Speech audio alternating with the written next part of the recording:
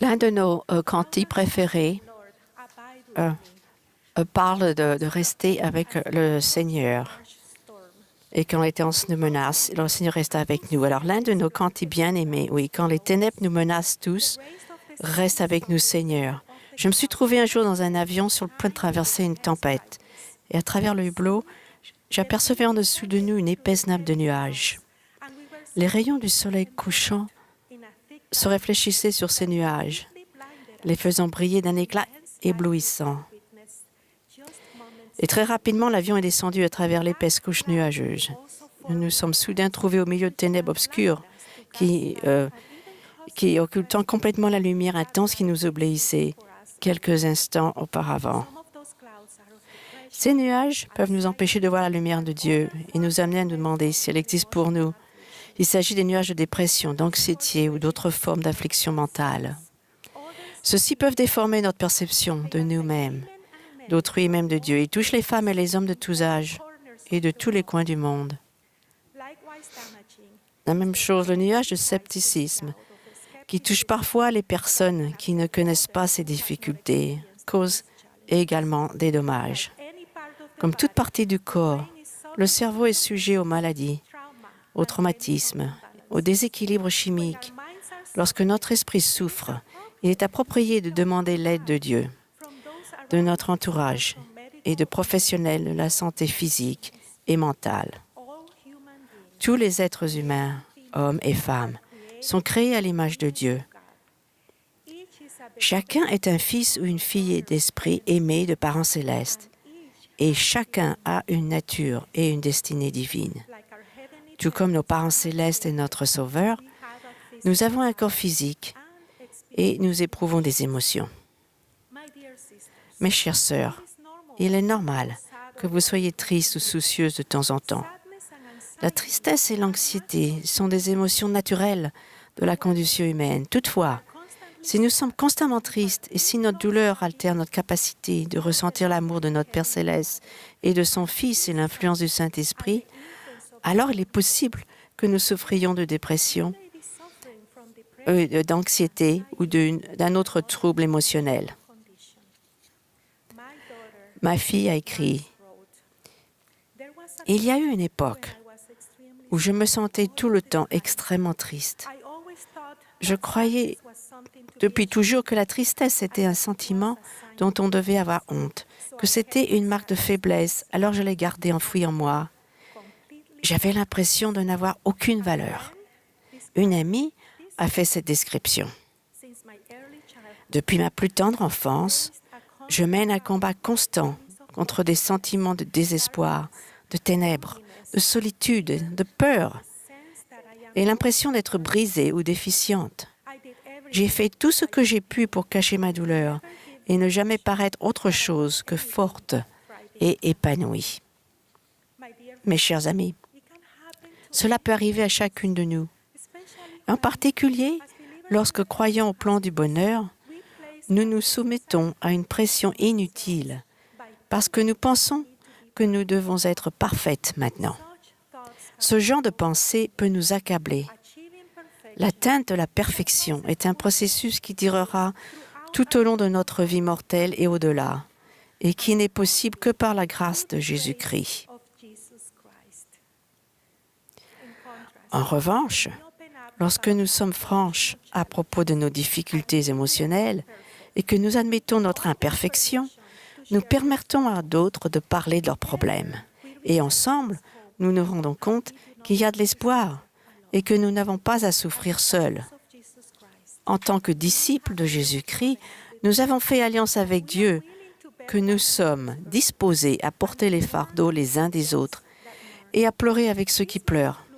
Cela peut signifier s'informer au sujet des maladies psychiques, trouver des ressources pouvant aider à la résolution de ces difficultés et, en fin de compte, aller au Christ, qui est le Maître guérisseur, et amener à lui notre prochain.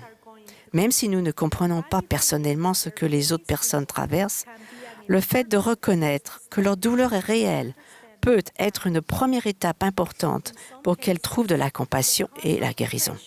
Dans certains cas, il est possible d'identifier la cause de la dépression ou de l'anxiété, mais dans d'autres, cela peut être plus difficile. Notre cerveau peut souffrir parce que nous subissons du stress ou nous sommes accablés de fatigue, et ce qu'il est parfois possible d'améliorer par une modification des habitudes alimentaires, de sommeil et d'exercice physique. Parfois, il est aussi nécessaire de suivre une thérapie ou un traitement médicamenteux sous le suivi d'un professionnel de santé qualifié. Une maladie mentale ou émotionnelle non traitée peut entraîner un isolement accru, de l'incompréhension, la destruction de relations, des blessures auto-infligées et même le suicide.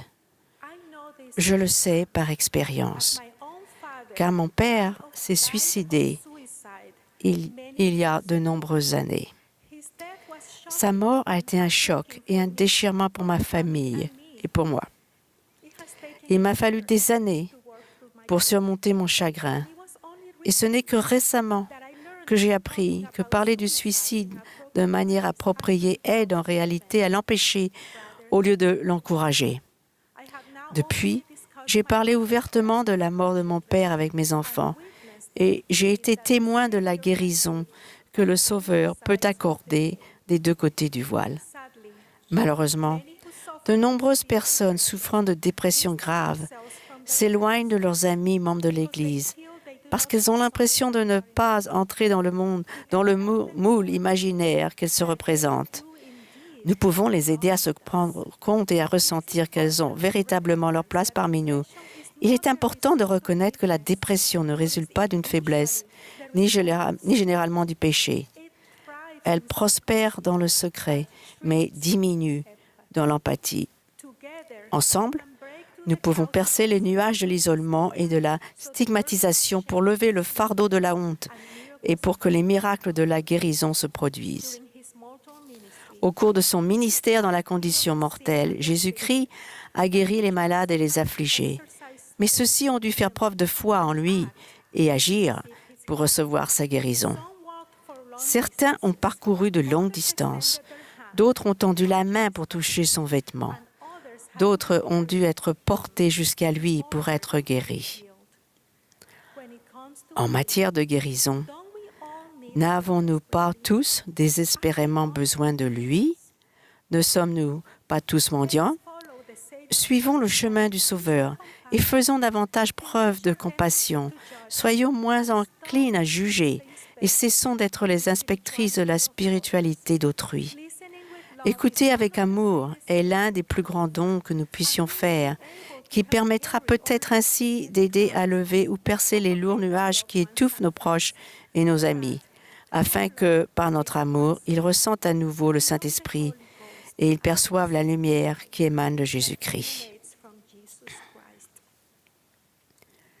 Si vous êtes constamment entouré d'un brouillard de ténèbres, faites appel à notre Père céleste. Rien de ce que vous avez vécu ne peut changer la vérité éternelle que vous êtes son enfant et qu'il vous aime. Souvenez-vous que le Christ est votre Sauveur et votre Rédempteur et que Dieu est votre Père. Ils comprennent.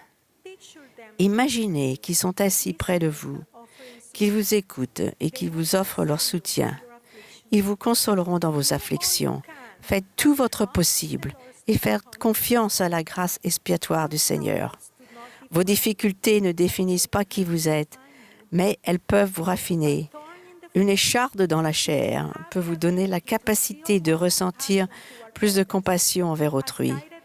Suivant l'inspiration du Saint-Esprit, racontez votre histoire afin d'aller au secours des faibles et de fortifier les mains languissantes et d'affermir les genoux qui chancellent.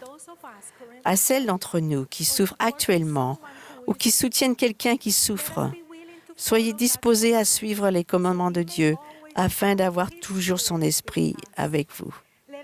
Faisons les choses petites et simples qui nous apporteront de la force spirituelle.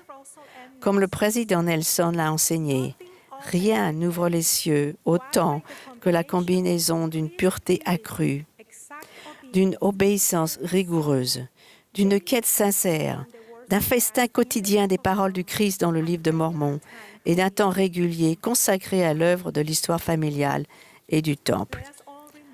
Rappelons-nous que notre Sauveur Jésus-Christ a pris sur lui nos infirmités, afin que ses entrailles soient remplies de miséricorde selon la chair, afin qu'il sache comment nous secourir selon nos infirmités. Il est venu pour guérir ceux qui ont le cœur brisé, pour consoler tous les affligés, pour leur donner un diadème au lieu de cendre, une huile de joie au lieu du deuil, un vêtement de louange au lieu d'un esprit abattu. Je témoigne que quand les ténèbres nous menacent, le Seigneur reste avec nous, que nos afflictions peuvent être englouties dans la joie du Christ, et que c'est par la grâce que nous sommes sauvés après tout ce que nous pouvons faire. Je témoigne que Jésus-Christ reviendra sur la terre avec la guérison sous ses ailes. Quand tout sera terminé, il essuiera toute larme de nos yeux et il n'y aura plus aucune tristesse. Et pour tous ceux qui iront au Christ et seront rendus parfaits en lui, le soleil ne se couchera plus, car l'Éternel sera leur lumière à toujours, et les jours de leur deuil seront passés. Je rends témoignage au nom de Jésus-Christ. Amen.